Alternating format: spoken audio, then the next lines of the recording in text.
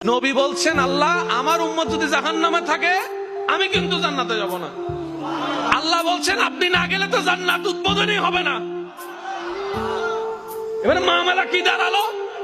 আল্লাহ পাক বলে যে আমি তাহকামুল হাকিমিন নিজেকে বলেছি, বিচার না করলেও তো জিনিসটা সুন্দর হয় না। নবী একটা কাজ করেন, ওয়ালা সাউফা ইউতিকা রাব্বুকা ফাতারদা, আমি কাউকে বলি নাই, আপনাকে না বলেছি। আমার সাল্লাল্লাহু আলাইহি রাহমাতাল লিল আলামিন কারো সম্পর্কে নাজিল করি নাই, আপনাকে দিয়েছি। ওয়ালাল আখিরাতু খায়রুল লাকা মিনাল উলা, কাউকে বলি নাই, আপনাকে বলেছি। আর আমি আল্লাহ ভালো করে জানি আপনি হচ্ছেন উম্মতের দরদি নবী। আপনি নিজের জন্য কাঁদেন নাই, সন্তানের জন্য কাঁদেন নাই, পরিবারের জন্য কাঁদেন নাই, নাতির জন্য কাঁদেন নাই, যত কেঁদেছেন জীবনে সবকিছু উম্মতের জন্য।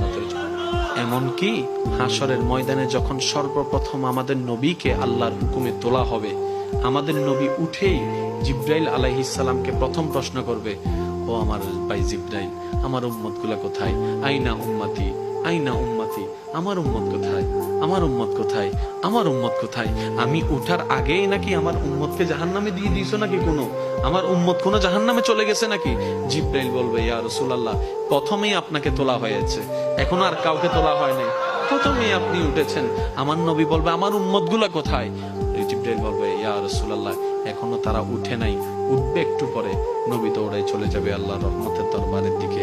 সিজদায় যে পড়বে একটাই কথা থাকবে, রব্বি হাবলি উম্মতি, রব্বি হাবলি উম্মতি। একটু মনোযোগ চাইবো আমি আশিকদের, রব্বি হাবলি উম্মতি, ও আল্লাহ আমার উম্মত গুলাকে আমাকে দিয়ে দাও। তো উম্মতের লিস্টির ভিতরে তো আবু বকর সিদ্দিকের নামও আছে, উম্মতের লিস্টির ভিতরে তো ফারুকে আজমের নামও আছে, উম্মতের লিস্টির ভিতরে তো সাহাবায়ে কেরাম আজমাইনের নাম আছে, উম্মতের লিস্টির ভিতরে তো আহলে বাইতের নাম আছে, উম্মতের লিস্টির ভিতরে তো তাবি তবে তাবি আল্লাহর ওলিদের জান্নাতীদের নাম আছে।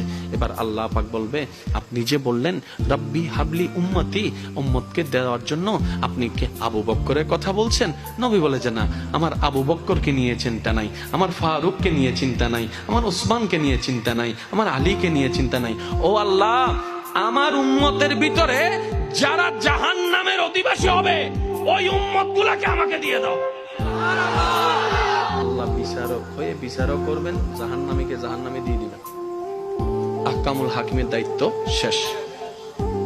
এবার নবীকে আল্লাহ সিজদায় যাওয়ার অনুমতি দিয়ে সুপারিশ করাবেন। নবীর সুপারিশ কবুল করতে করতে নবীর উম্মতকে, আল্লাহর বান্দাদেরকে জাহান্নামী থেকে জান্নাতি করে দিবেন। জগৎ জিজ্ঞেস করবে, মওলা জাহান্নামী আবার জান্নাতি হয় কেমনে?